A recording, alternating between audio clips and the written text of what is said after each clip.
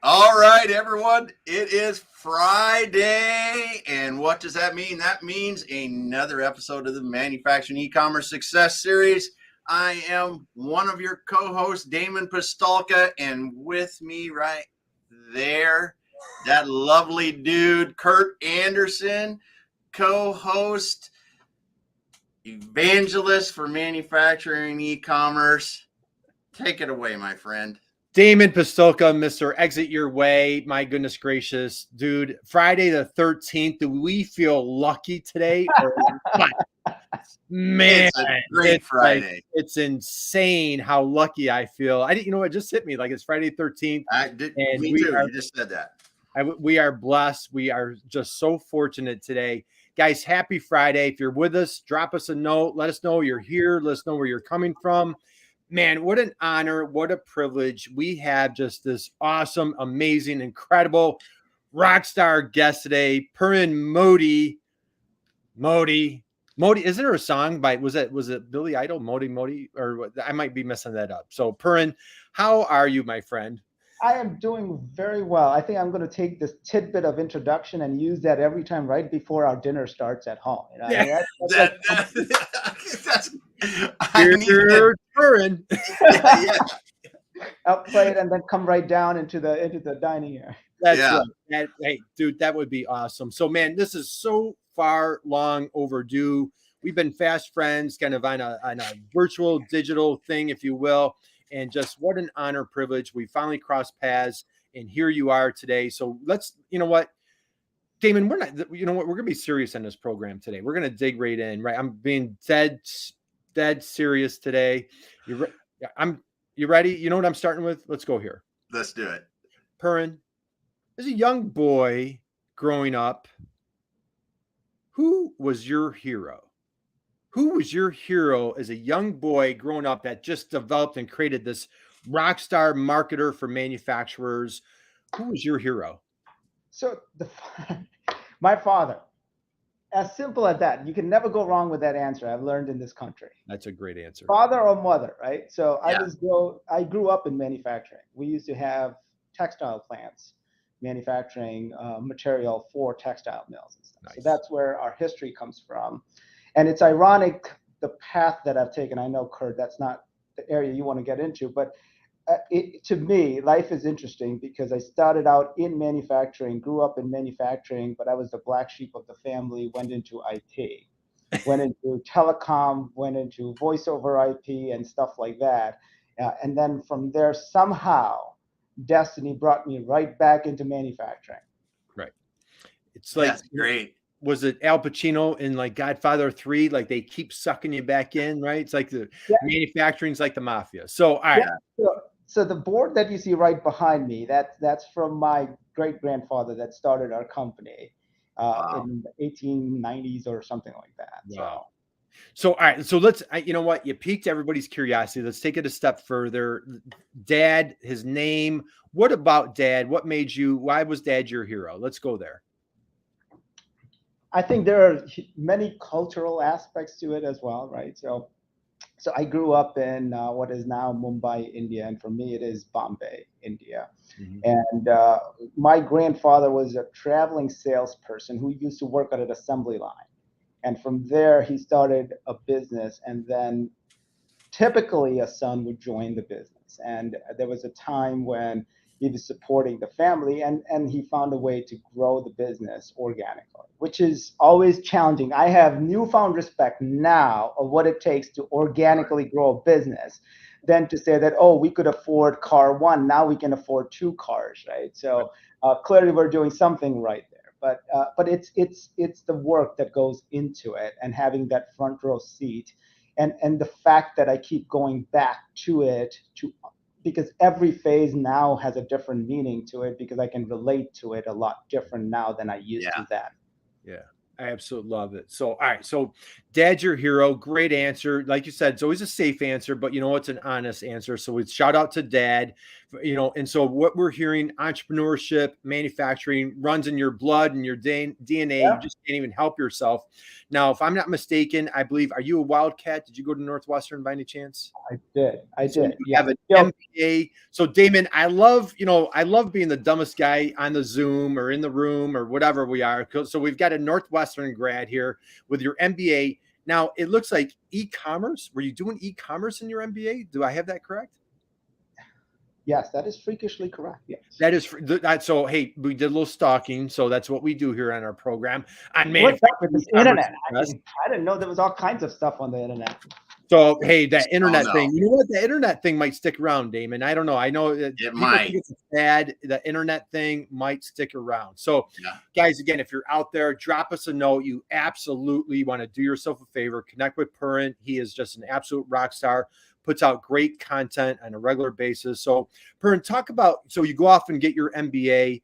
And man, dude, like this is early 2000s e-commerce. Just take us through Yeah. your when you're the black sheep of the family going into IT. Just kind of walk us through that. We want to hear how you got up to speed on this manufacturing marketing guru that you are.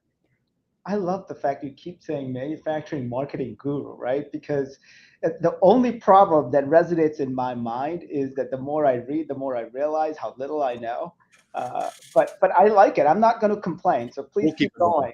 I'm going to play this clip tonight at dinner for sure. Absolutely. Yeah. Good. Share it with mom and dad. I'm not as crazy as you think. That's what Right. it'll be at my house. That's right. No, That's the right. first question they'll ask is, how much did you have to pay for this? Yeah. Yeah. No, but I came cheap. no. So for me, I think when we started out, my major at Northwestern was in business strategy, marketing, because Northwestern was known for marketing. And I believe that education is not always needed, but for somebody who is unproven, it adds a level of credibility that this person can read and write and has some structure that they can pursue. So I had business strategy, I had marketing, I had technology and e-commerce and entrepreneurship. Those were my four majors coming out of Northwestern. And where I lucked out was my first opportunity came at a manufacturing company called Cummins Allison. Mm-hmm. And Cummins Allison manufactured currency processing equipment. And I was enamored by that job because it was all about product management and it was all about working with casinos. So banks, casinos, anybody that did a lot of work with a lot of cash, like a back office. Yeah. They did counterfeit detection and stuff like that. So Wow. Oh yeah, so it was fascinating to see, and it's a very at the time it was a very engineering product driven company, right? It was very it was way ahead of its times. And when I started working there, we would visit casino. I don't think there's a single property, Indian or otherwise, in this country that I haven't visited at least 4 times in a span of like 5 or 6 years that I was there. And everybody would ask me saying, like, I've seen Ocean's 11. Is the back office of a casino, like, is it just as glamorous as that? I mean, that was pretty cool, right? And I'm like, no, it's the antithesis of that. You are stuck in a room that is 10 by 10 or 20 by 20 with not even air conditioning sometimes, right? Yeah. And you're seeing your equipment run through millions and millions of dollars of cash and the protocol they follow. It is fascinating, but after 5 hours, if somebody has to use the gents or something like that, if they have to use the restroom, then everybody has to start all over, and it's taxing. Right. Yeah. So I started out from that perspective where we were looking at their product mix and what's the best go-to-market plan given the product mix and functionalities and things like that. And that was my first forte into product marketing. And from there, I went to a company called Reed Business Information. Reed Business Information at the time was one of the biggest business-to-business trade publisher in the U.S. And in the U.S., their bread and butter was print ads. There was this small division within that large umbrella. And for those that don't know, typically they know the Variety magazine out of Hollywood. Most people can relate to that. That was one of their properties. So, but they had different properties within manufacturing, like manufacturing business technology, control engineering, plant engineering. and then in construction and so on and so forth. So our goal within that large umbrella, we were probably the mini pimple in that organization, to help them monetize the electronic assets that they had with regards to email marketing and so on and so forth. So my role there was primarily to help them develop a plan to monetize the advertising dollars on the digital side of things. So that was my true entry into pure marketing, so to speak. And then, of course, from there, it was working with companies all the way from Siemens to Allied to all kinds of resellers, distributors, manufacturers, and and in 2000, I think in 2010, they started divesting properties. So we were fortunate enough that we had a good relationship with the mothership out of UK. So we worked with them, and they were like, "Hey, if you guys want to believe in your business plan, and if you want to go at it yourself, as long as they indemnify us, we are good to go." So that's how StratMg was formed. It was formed with 3 people at the time, and we started with 2 clients or 3 clients at the time, and we completely underestimated the value that a large organization brings to the table, not just from a brand equity standpoint in terms of how it opens doors on the sales side of things, but also from the operation side of things, because now the business owner is the janitor, the business owner is the HR, the business owner is the controller, the business owner is the salesperson. So it was almost like a reincarnation to say, this is where I keep going back to my dad in terms of what phases he was going through in his life, and what it takes to kind of get from there to where we are today, 10 years later. Right. So maybe that was a deep an answer for you. So great answer, dude. So 2013, you take the leap, right? Was it 2000? Was there an epiphany? Was there a moment? But like, you worked at, Cummins Allison, worked at some great companies. I thought like 3Com or something like that. Yeah. I saw on your list. Yeah. So you've had a great, you've got your MBA from Northwestern. So you're building out this great career. What was that leap of faith like? Was it excitement, nervous, scary? So to me, actually, I've always been taking a leap of faith, because when I was at a 3Com, I was in the pure R&D area. We were looking at deploying. We were one of the first or the second largest voice over IP deployment in the world. Oh, wow. So AT&T, MCI were deploying our equipment, even from the wireless side of things, wireless over IP, so to speak. KDDI, SKT, South Korea Telecom, and China Unicom and stuff were deploying our equipment. So I was in the core R&D piece of side of things. But what I learned at the time was we were a very product-centric company. We were not a sales-centric company. So I figured that there was an area that I was missing in the holistic view of what makes a business run. And that's what brought me to something like a Cummins Allison, to say, okay, product marketing requires some parts of engineering and then some parts of marketing. So it allowed me to kind of navigate. And for us to take that leap, it was always about, and I wish it was about the confidence that I had in myself. Although being a Northwestern grad, I did write up a business plan, honest to God. I did my degree good. I wrote up a business plan. It was about 45 pages, and I was like all puffy chested, swelling like a toad, saying, I'm guaranteed to succeed. And 3 years later, when I look back at that document, and the only word that comes to my mind is adorable. But for us, it was more about it's the truth, right? So I have no qualms admitting to it. So there was not an epiphany to go. What happened was, when RBI was divesting properties, we were going to get let go. So what we figured, the 3 of us, we figured that, well, instead of having a gap in your resume, why don't we just try it ourselves? Because we're pretty much doing everything anyway. So why don't we try it ourselves? In a worst case scenario, by the time we find a job, at least we'll have something to say on your resume, and there won't be a void. Right. So we were thinking that maybe 6 months we have a paycheck coming in while we look for a job individually. And that one customer went to 2, and the 2 went to 3, and the 3 went to 5. And we were like, maybe there's something here, And then initially we were spending 90% of our time on the job searches and not the customers. And then in 2 or 3 months, we started spending more time on the customer side and not on job searches. Yeah.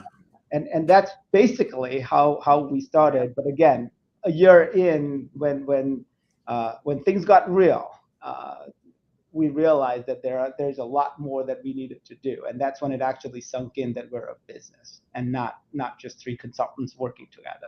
Yeah. Isn't that crazy? Wow. So Peter Drucker calls it the accidental entrepreneur, right? That's Is that would you call yourself? Is that just so? Was it a? I call myself an accidental mortal coil. Everything is an accident. Some just more planned than others. So I love that.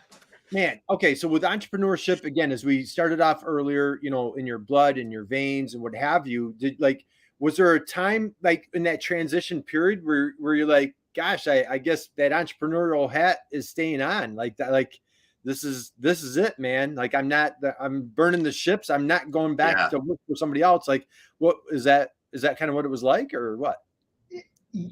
Yes, I think when you're in your control of your own destiny, I think you have a different level of commitment to it, as you guys would know as well. And I think, yes, I do believe that there's some truth to when you say that it's in your blood, right? It's a bit innate. If you are risk averse, this is probably not your thing, right? So I knew that if I was investing in the stock market, that I had at least a ticket to the game, that I was at least eligible to give it a shot and see what happens. Right. Okay. So, Damon, I noticed Whitney. Hey, Whitney, happy Friday out there. She dropped a note. Looks like we're having some challenges on LinkedIn, possibly. Yeah. So if you're missing us, jump over to YouTube, Facebook, my or my YouTube, my Twitch, my Twitter. Yeah, got it in a few places. Oh, Damon Pasilka, he's on Twitter, and I just dropped Parin's website into the chat box. So if you guys get a chance, again, please connect with Parin here on LinkedIn. Check out his website. So, Parin, what I'm dying to do is, dude, I have just immense respect, admiration for what you do. We're going to dig into like your relationship with MEPs in a minute here, but talk about like from 2013, you know, like it's still kind of like early social media-ish days, if you will. And so talk about like your process, the evolution as a marketer. And you know what? And before I get there, I'm sorry, let me back up. I have another question. Why manufacturers? Yeah. Right. I you know, like, I know, like, hey, you know, my grandfather, I know it's in your blood, whatever, but I mean, there's, you know, you had tech, you know, tech in your background, you're in Chicago, you had a lot of different industries that you could have been targeting. Why did you bring your superpowers, your guru-ness? Damon, is that a word? I just made it up. We just wrote that one up. Why did you bring your guru-ness to manufacturing? So there are multiple reasons there. The number one, the most obvious reason, and actually there are two number one obvious reasons. I think we're a very mission-driven group. So we wanted to be part of a sandbox where it wasn't necessarily just about revenue and success and growth for us and or our clients, that there was probably more of an underlying cause to it. Yeah. And when we started looking, because at RBI, we were fortunate to work across a plethora of sandboxes, right? We were in hospitality, construction, manufacturing, supply chain. So we had a good cross section of in the B2B world of what are the different dynamics. So one thing that we always needed was, so one statistic, and I may be slightly off, but I think in 1997 compared to today, there are 25 or 27% less plants today than there were in 97 or 2000. Okay. Yeah. So, and of course, over the last few decades, we've lost a lot of manufacturing capabilities. So that was number one, is if we can do something, because we're not engineers, we're not manufacturers or whatever. So if we can find a way to bring back manufacturing to the US, that's a great cause to be. But again, it's reshoring. It's just too big an umbrella. So we had to then find our Battle of Normandy Beach, so to speak, right? Nice. So we're like, if we can create and save jobs, right? That's one thing we can do given what we know. So if we can create and save jobs, then that increases sales, which then increases a demand. It further increases investments in manufacturing and so on and so forth. So that was our beachhead, and that's been our mission since day one.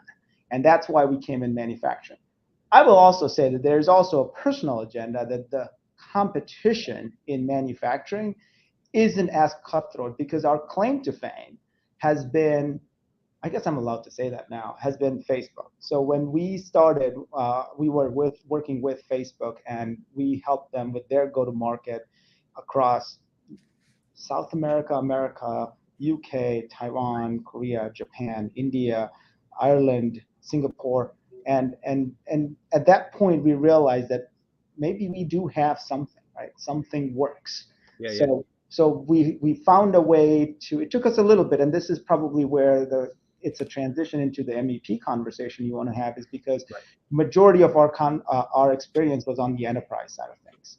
So then we were like, okay, if we want to help create and save jobs, manufacturing is probably the prime candidate. Competition isn't as much, but now we need to find a way to adapt our enterprise process methodology to a small mid-sized business, and they're very different.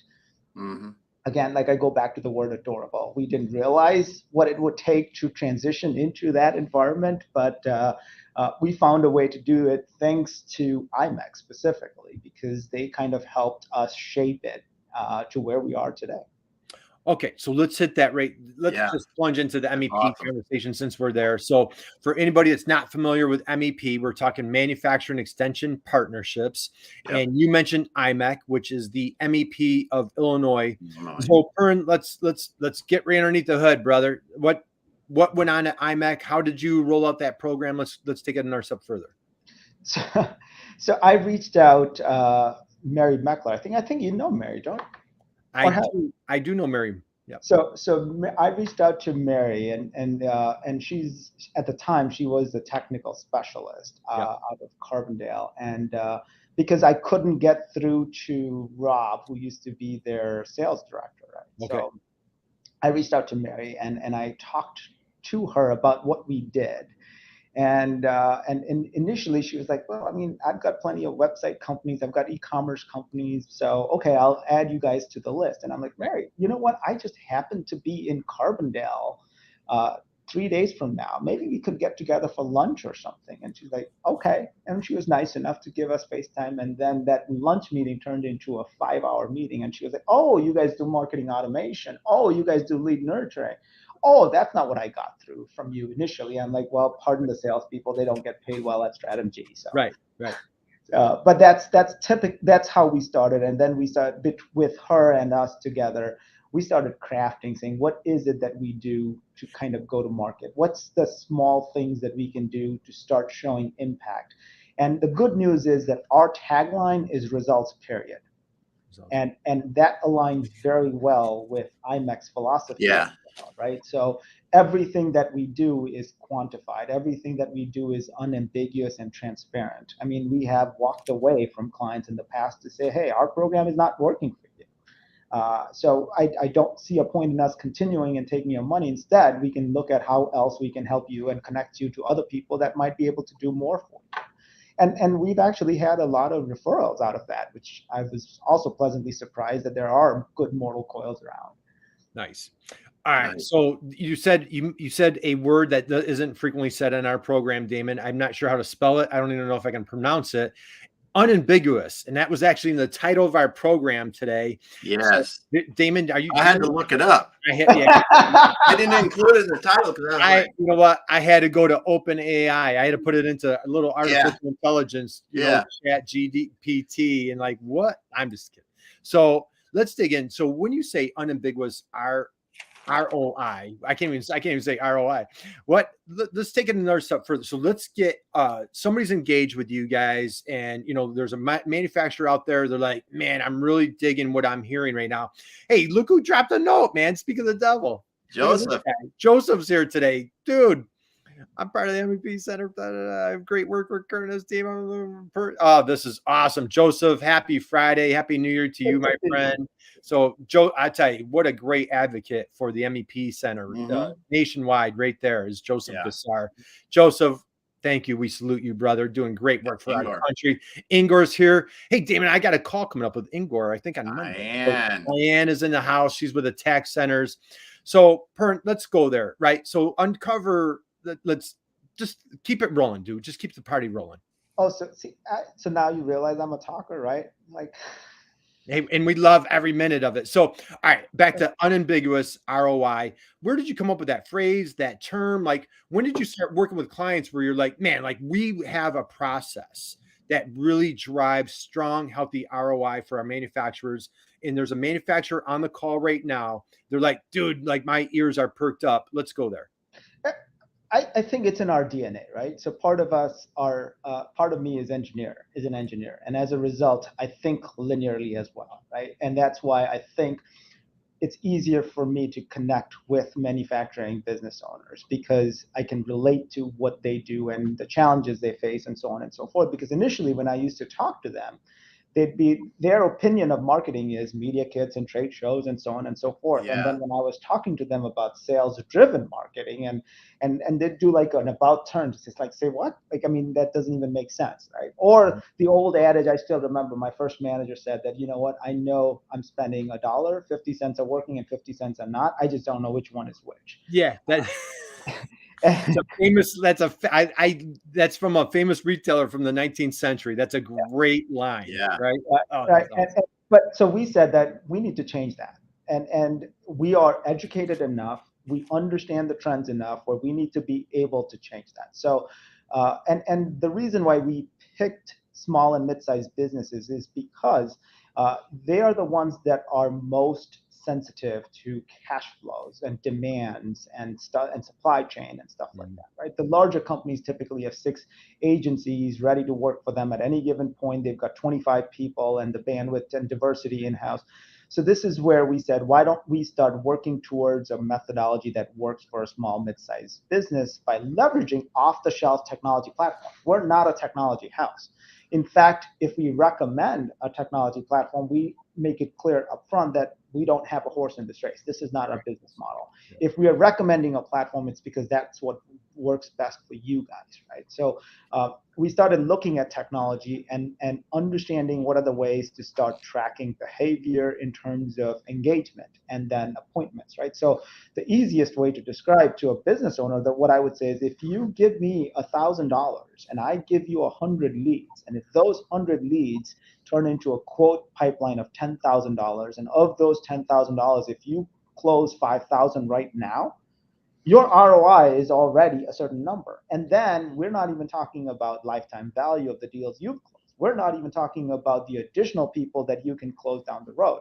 But right up front, right here, right now, if I can map that for you, wouldn't marketing be a no-brainer for you, right? And that's what we did, is we use technology as a crutch to get a seat at that executive table, because marketing is typically at the cusp of trends. Marketing is at the cusp of competitive landscape, positioning, value proposition. And if we can bring in technology and bring that transparency, we should be able to influence conversion rates, sales cycle times, make the life of a salesperson easier, right? So yeah, the easiest analogy I use, and I may be dating myself, is I say, in a baseball analogy, marketing is your starting pitcher going into 6th or the 7th or the 8th inning. Yeah. And now if you can bring your salesperson in at the 7th or the 8th inning to close, that's where the money is, right? That's the holy grail. That's what we can do for you. And now imagine how many salespeople would you need to do that, versus we press one button and it goes to 75,000 people with 75 different communications, right? So the scalability and the cost structure just blow it out of the water when somebody says, I'm going to have 20 people just cold calling.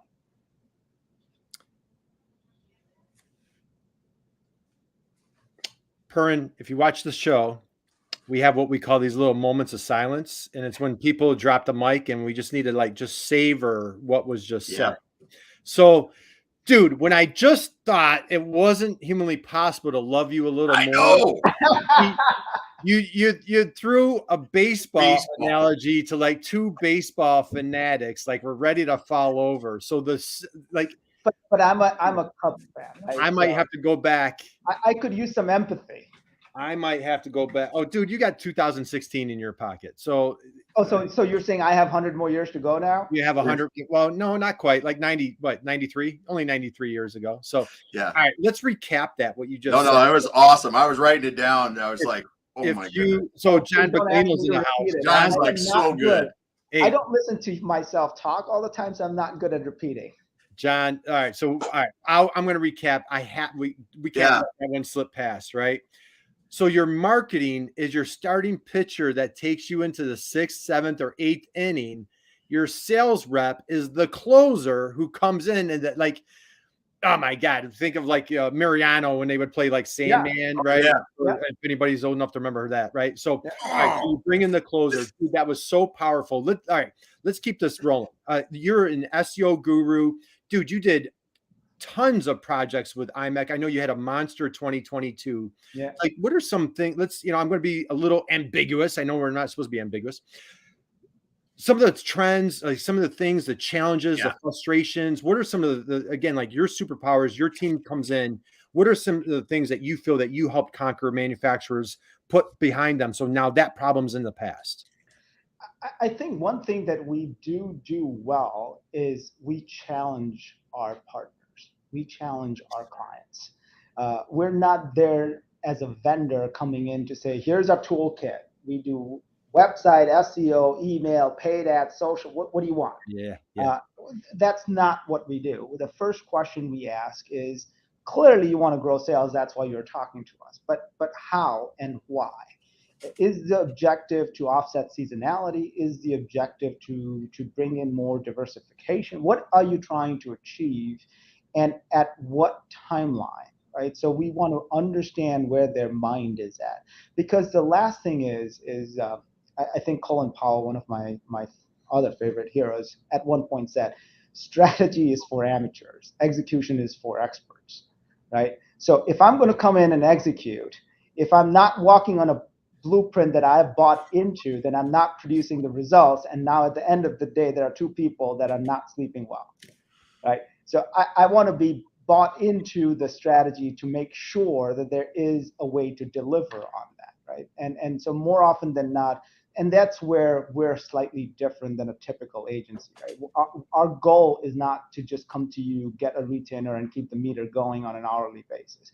Our goal is, when we started our relation, you said you wanted to do this month after month. Is the needle moving in that direction or not? It's simple. It's a yes or a no question. Either you're seeing sales, either you're seeing quotes, or you're not, right? So at the end of the day, that's what it comes down to. So the first thing that we do is understand what is the overall strategic business objective. And then the next thing we look at is, what are the in-house capabilities?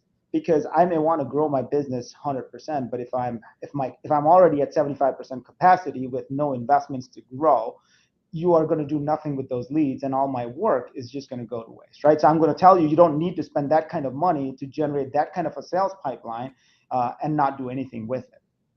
Right. So we talk about that. We talk about capacity. We talk about the product mix in terms of which products are more profitable and lifetime value and stuff like that. So we're very, very consultative. And from that perspective, then we come to them with a plan of action. And that plan of action is all about something that tracks metrics on an ongoing basis. So we set expectations up front that there are things that we can't do in terms of performance. You got to give us some runway, which is going to be a month or 2 months or 3 months or whatever. But this is where you should start seeing the needle move.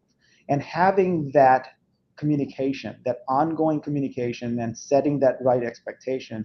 And Kurt, to your point, we've done this for 10 years now. Mm-hmm. And believe it or not, as surprising as it is, human minds haven't evolved that much in the last 10 years in terms of the anatomy of how they go about making decisions and how they get influenced and so on and so forth. Maybe our language or maybe our medium of choice has shifted a bit.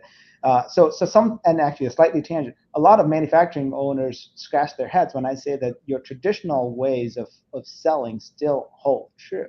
It's just the medium has changed, right? You still need to build that relationship. It's always trust first, and then the credibility to deliver on that trust, right? So people talk about product-centric stuff, and they try to rationalize the product when they're in a sales cycle, and we're like, you don't need to do that. You need to start the other way around. You need to get their trust first.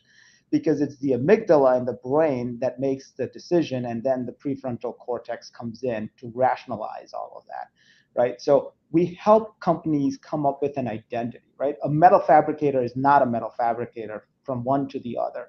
A metal stamper is not the same. A precision manufacturing company is not the same. A powder coating is not the same, right? Injection molding, every one of them has a unique identity. So the first thing we do is help them carve out an identity for themselves.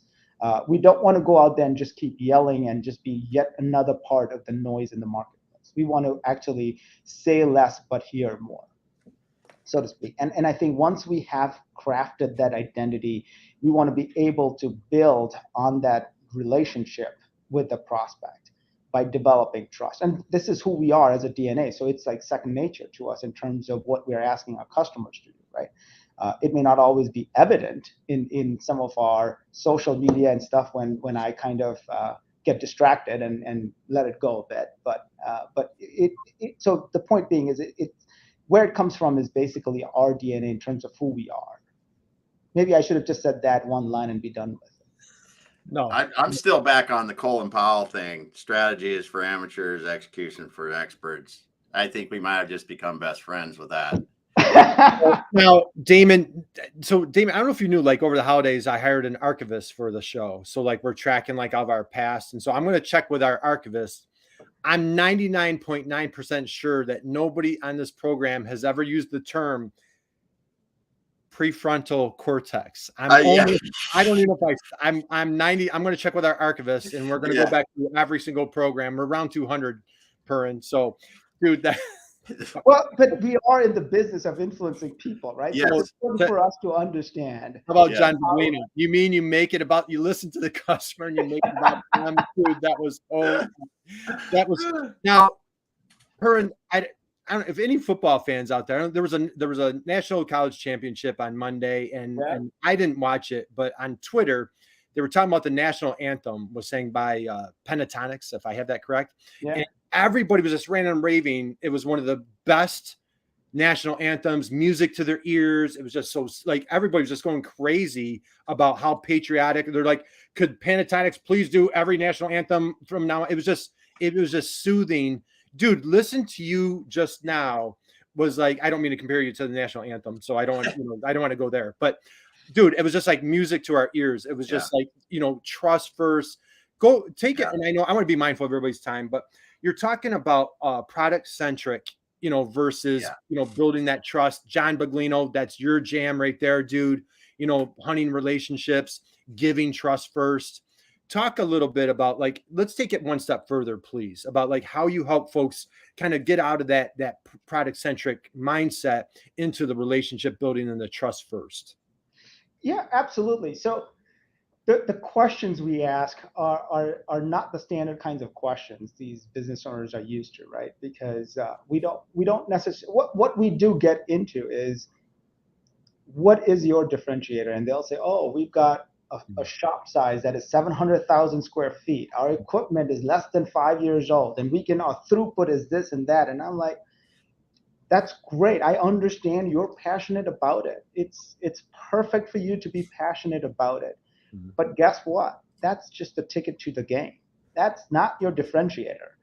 Your differentiator is, help me understand how seamless do you integrate into the client process.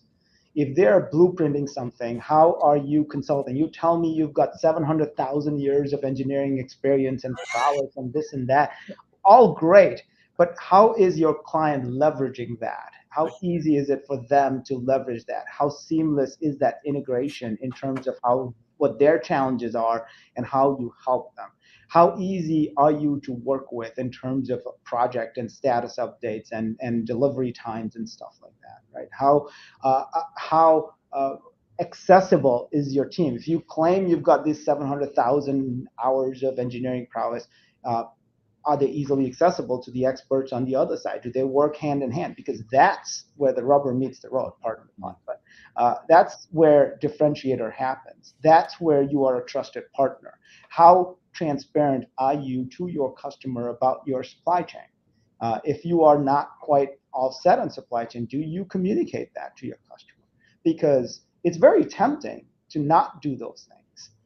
And this is where they kind of shrivel back to say, but we've delivered 700 billion pieces in the last 75 years. We've been around for 175 years. And I'm like, yeah, but your competitor has been around for 250. I could put a board up and I could say I've been around for 1,000 years, right? Yeah. That doesn't really matter. It's about what makes that board legitimate. It's the identity. It's your DNA. Actions speak louder than words, right? Well, Parin, just all right. More for the dinner table tonight. Are you ready? Are you sitting down for this? Are you ready? Damon, you ready for this one? Okay, so a couple things that people say about Parin. You ready? I was immediately impressed with his high level of honesty and integrity. His focus was completely on understanding my needs, my challenges, and finding the best solution. Another person says he's also an engaging speaker, capturing the audience in an interactive setting while making a potentially overwhelming topic seem feasible to businesses of all sizes. I could go on. And so everybody just got a wonderful taste. If I said that earlier, they'd been like, yeah, whatever. Now you guys know you're getting a great taste. Everybody here just got like a little bit of a Northwestern MBA. This is like a master. This is an MBA, Northwestern MBA master class right now. Hey, Damon, we got to give a few shout outs here. We've got Gail is here. John Buclino is saying, the wee syndrome. We've got Diane saying ticket to the game. Gary, my buddy in Rochester, making it easy to do business with me. And then, hey, Joseph's back at it. I love when consultants have the heart of a teacher versus I know what you need. Yeah. More than, dude, this is what. And that's cool. I mean, listening to you speak today, Parin, and it really, what Joseph says resonates with me too, because when people want to teach, it's the opportunity to really help rather than tell what, you don't know what they need. And then anybody that thinks they do, I don't like that consulting approach. You see that, but when you're a teacher, you really are attempting to understand where the student or the client is at, so then you can help them appropriately. And that, I think that's just such an awesome part of getting to meet you today and hearing you speak. Oh, absolutely, right. And I think this is what every one of us has gone through, right? Like when I came out of starting a business plan, I was like literally, and like I'm starting a business. I mean, I'm in like the top 1% of the working population in this country. Only 1% of our workforce is entrepreneurs. So I'm elite, right? But then when you start talking to all these business owners, I mean, we've worked with more than 350 manufacturing businesses now. So we've met so many different kinds of entrepreneurs, some really, really bright, some really, really successful despite themselves. I mean, we've seen a lot, right?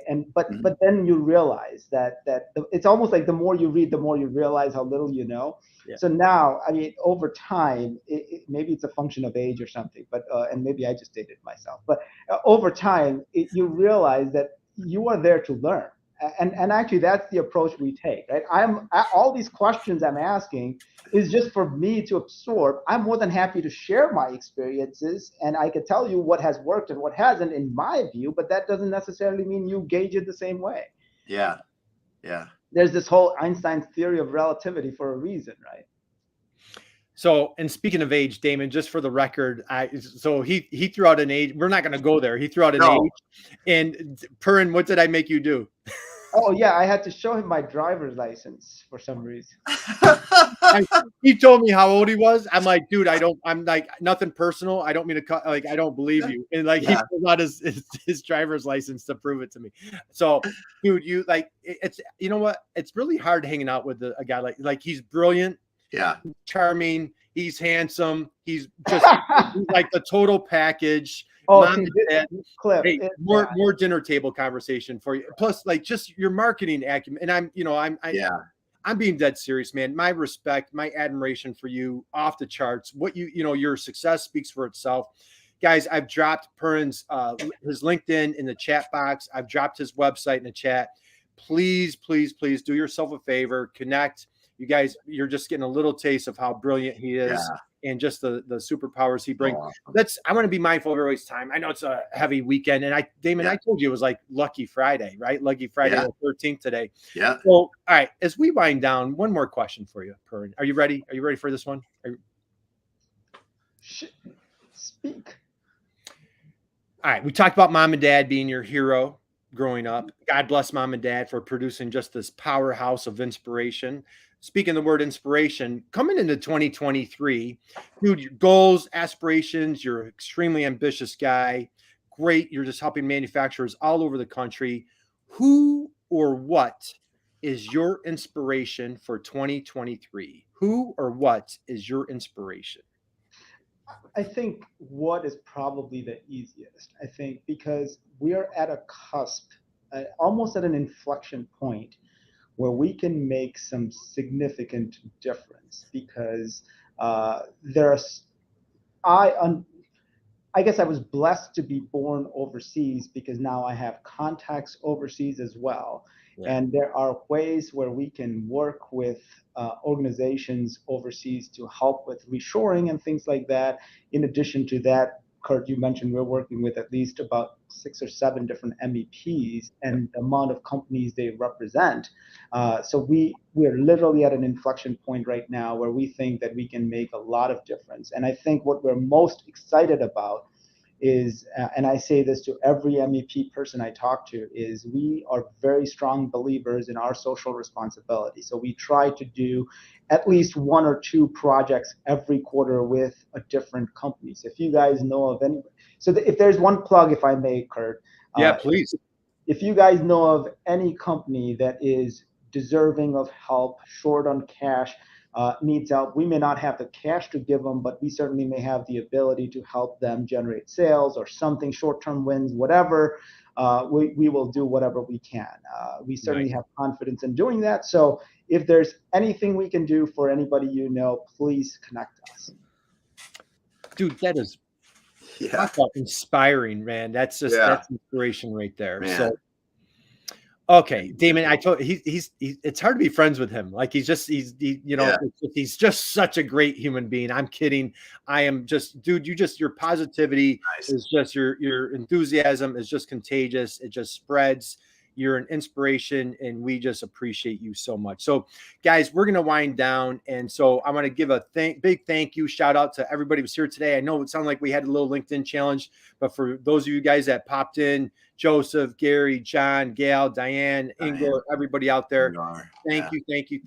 Make sure you connect with Parin.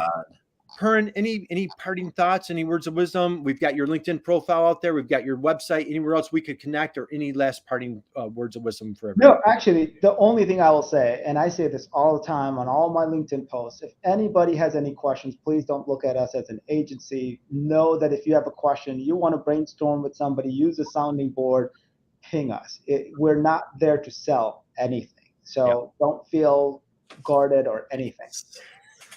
And if you're an MEP out there, happen to listen to this, definitely drop Parin a note. He would love to connect and help out with you. So, and hey, let's pull up Gail's last comment here. Yeah. Heard from new term, friend shoring.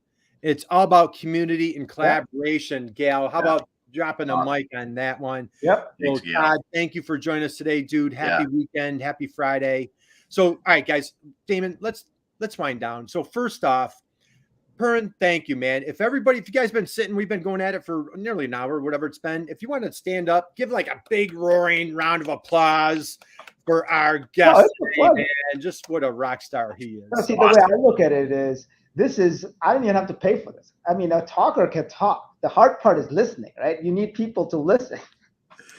No, well, that's talk to my wife about. No, I'm just kidding. So anyway, all right.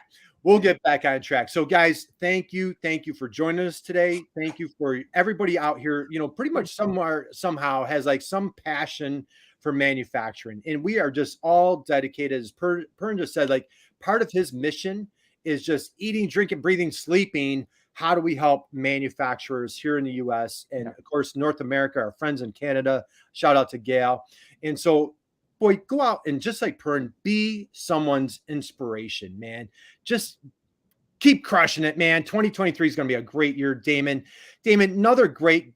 Yeah. God, are we blessed or what? We are. No way, man. I'm at a loss of words. Oh, Kurt, this is a tough one. Great show. It's so inspiring to hear you talk, Parin, and just want to thank everybody that comes back week in and week out and stops by when you can and listens to us.